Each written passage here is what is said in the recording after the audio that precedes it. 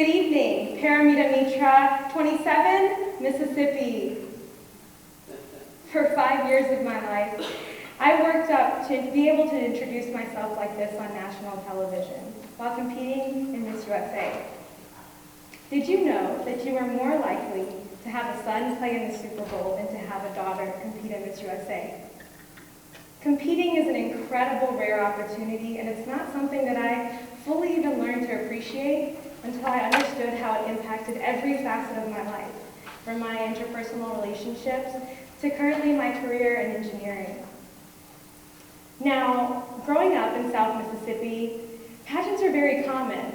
But growing up as a Bangladeshi immigrant, I saw countless Miss Indias succeed on an international platform at Miss Universe. In the communities that I'm familiar with, I was taught that pageants are a way for contestants to really understand who they are, to represent themselves in a large community. It's a form of art, self-expression, and entertainment.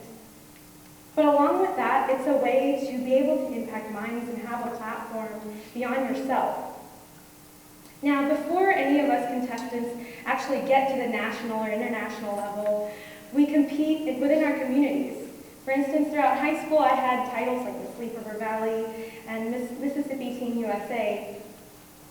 My pageant days are far behind me now. I am currently an engineer at NASA Johnson Space Center in Houston, Texas, where I develop spacesuit technology for extreme environments and human spaceflight.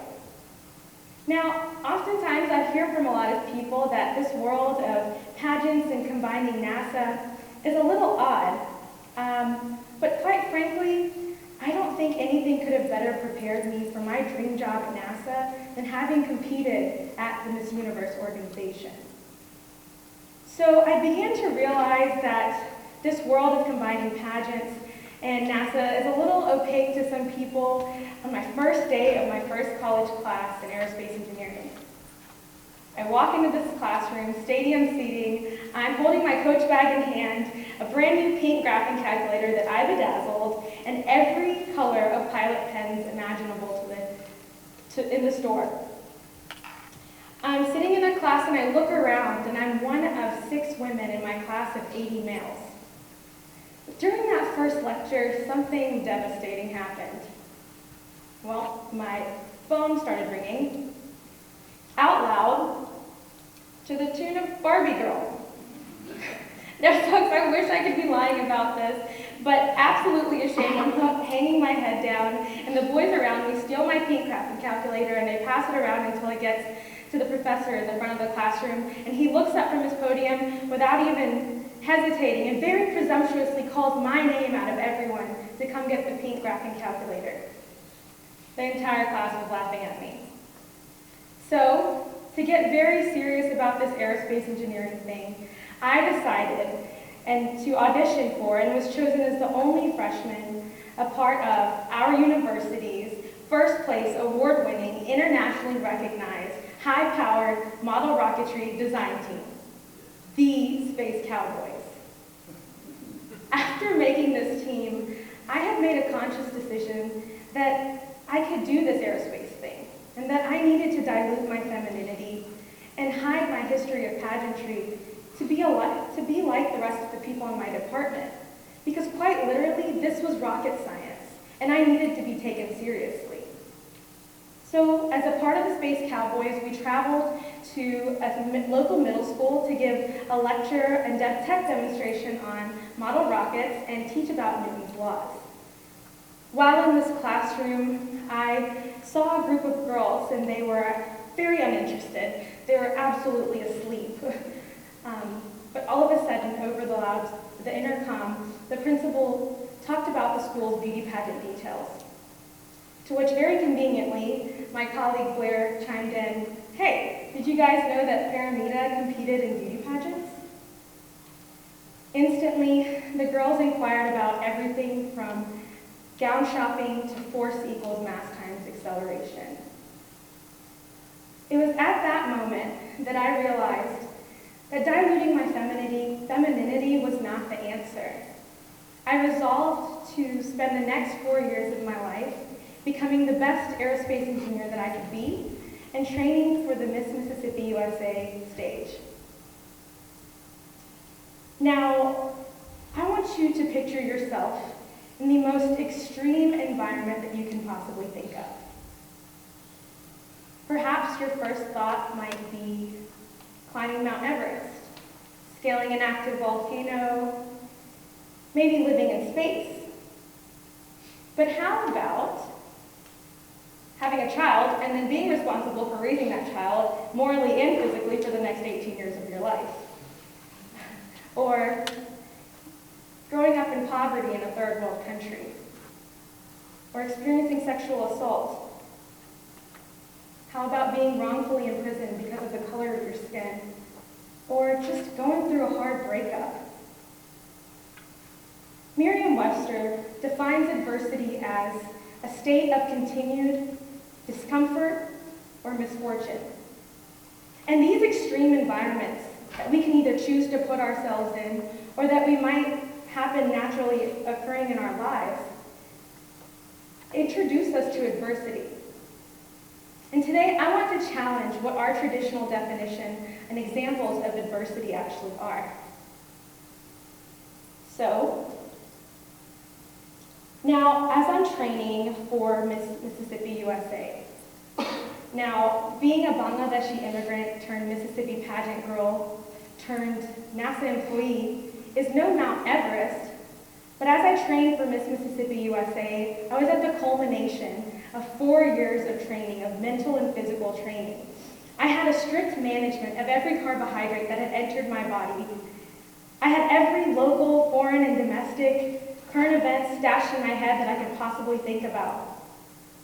On that day in 2013, when I was competing at Miss Mississippi USA, I was standing on a stage similar to this, in 6-inch heels, wearing a 20-pound dress. My family was out in the crowd, and they were holding up an iPad, Skyping in 32 of my cousins from Bangladesh. And at that point, I had made it to the top 5, answered a philosophical question in about a 30-second time limit, effectively, and it was just down to me and one other person. I was holding hands with my opponent, and in that moment, I wanted nothing more than the MC to call my name as Miss Mississippi USA. I was vying for a title that would give me a platform to impact thousands, if not millions of minds, just like that day in that classroom with those middle school girls. And suddenly, I feel the cold, hard, metal weight of a crown placed upon my head. I'm whisked off, given a dozen roses, and deemed the sole representative of an entire state. No pressure.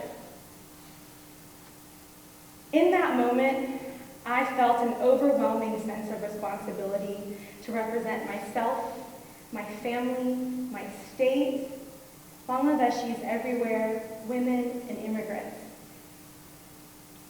For the next year, I found myself traveling the world for speaking engagements, red carpet events, and doing what I love the most, teaching about science, technology, engineering, and math, or as we call it, STEM topics.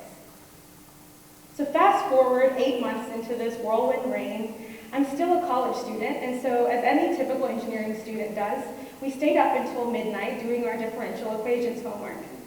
The next morning at 8 a.m., I knew I had a very important appearance at the Mississippi Young Professional Summit. And this was about in a town about 2 hours away, so that meant 2 hours for hair and makeup. So with 4 hours of getting ready and traveling, that would put me at waking up at 4 a.m. 4 hours of sleep. That's plenty, right? Well, my body thought otherwise, and I woke up 2 hours late, rushed into my car, threw everything in the back seat, my cocktail dress in hand, got into the town on 2 wheels, and finally made it, getting ready in a gas station. It was very glamorous, yes, I know. But once I got to the summit, I was at registration, and I was asked, in a very flustered form of myself, I was asked to replace one of the speakers who were speaking that day for a 30-minute speech, and I had about 15 minutes to get prepared. Now, this summit was held to be able to address the brain drain issues of Mississippi and the retention issues of the young professionals in our state. Did I mention that in the crowd there were people with the likes thereof civil rights activist James Meredith and the governor of Mississippi? Somehow, I managed to jot down a few points on a napkin. In that fight or flight moment, I had to dig deep. I had to deliver. And for the next 30 minutes, I talked, and I had to dig so deep, I had to find some way to show James Meredith, someone who had gone on a 220-mile trek across Mississippi against fear and was the first African American admitted to a segregated university. I had to tell him about something that was important to me. For the next 30 minutes, I talked about my experiences growing up in South Mississippi as an immigrant, a state that has a history of racial inequity, but also a state that has a history of being a hospitality state.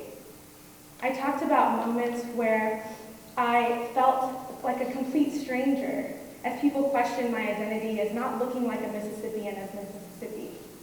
Then I also talked about feeling absolutely at home given the Southern hospitality I experienced every day. But what I learned in that vulnerable moment was the power of communication, the power of communicating your difficult thoughts at a moment's notice. As an engineer, if we are not able to communicate our thoughts at any given moment's notice with deliberate and effective communication, then we might lose the opportunity for our real ideas in technology and science. We might lose the opportunity for those to make an impact in the world today. Just last year, my boss invited me to NASA Tech Day on the Hill. This was an opportunity for engineers at NASA to translate to congressmen and political figures about what was important to us and where we needed funding and why. I found myself giving 30-second elevator pitches to people without science backgrounds and political figures about my really complex thesis work and research. But in that moment, I continuously referenced that napkin speech at that moment, at that summit. An opportunity that I would not have otherwise had I not competed in pageants. Today at NASA, I am a human interface engineer, and I work at our nation's leading human spaceflight center at Johnson Space Center in Houston, Texas. My primary task is to develop and work on the helmets, the spacesuit helmets to be exact, and develop augmented reality displays, much like Iron Man, to help deliver efficiency and effectiveness to the astronauts. Now in this image you see that Tony Stark has information displayed in front of him, and hopefully it makes him more efficient and effective within his environment. Similarly, I'm developing a display that does that for astronauts, but how do we actually measure efficiency and effectiveness? To do that, I look at human performance. And within human performance and human factors engineering, there's this commonly stated law, the Yerkes-Dodson law. Essentially, in short, this bell curve is a representation of the level of stress against performance. And so we have this optimal level of performance here in the middle. But often, we can have degradation of performance if the task is too simple and the user gets bored, or we can have degradation of performance if the user is experiencing a high complexity of the task and gets overwhelmed. So how do we get to this optimal performance? Well, the answer is pretty simple. It's training. Astronauts consistently train onto their spacewalks, or as we call them at NASA, EVAs, to be able to perfect and mitigate emergencies. And similarly, let's apply this Yerkes-Dodson law to the pageant world. Competing at the Miss USA stage is a level of production value that I would have never imagined myself being a part of. All 51 states and contestants compete for a live show, and so what everyone in the general public sees is that live show. Prior to that, 3 weeks leading up, we stayed in a hotel in Las Vegas, and we rehearsed, trained, and competed in a preliminary competition. This is a game of attention to detail, all while doing a lot of complex tasks in parallel. From going to rehearsal until 10 p.m. and waking up at 3 a.m. for call times, to making sure that your French turn, you're leading with the right foot, and you're making sure you're hitting all 6 camera angles on stage, while keeping track of every macronutrient that has gone into your body for the last year. And then you're also on top of 3-minute hair, makeup, and wardrobe and shoe changes, while getting ready for opening number, on-stage question, evening gown, and swimsuit.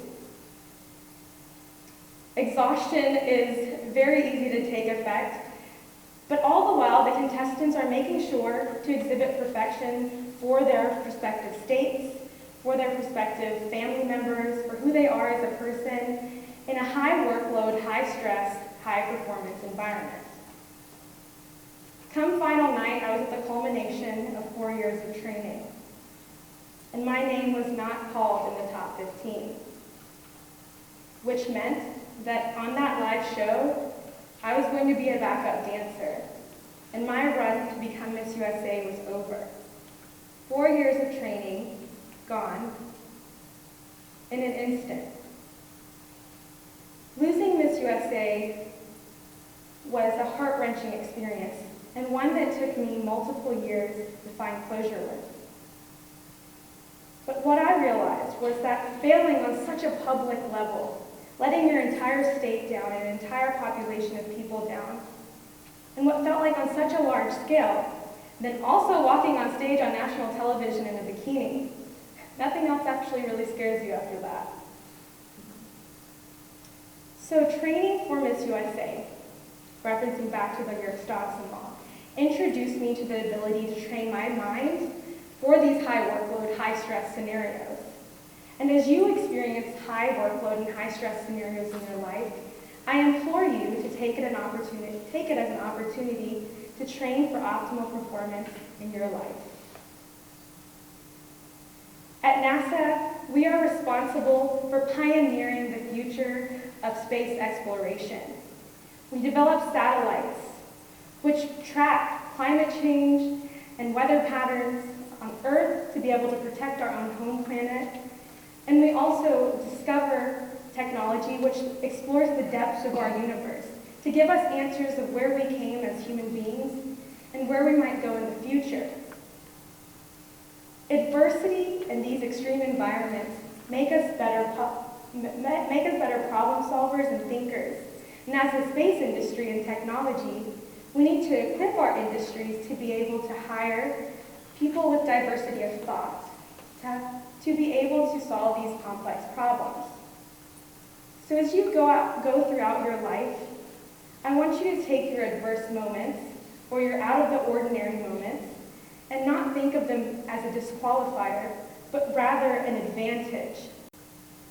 As you experience the next hard and difficult thing in your life, how will you use it? Will you let it define you or let it empower you? And as my favorite philosopher once said, when you become the image of your own imagination, it's the most powerful thing that you could ever do. Thank you so much.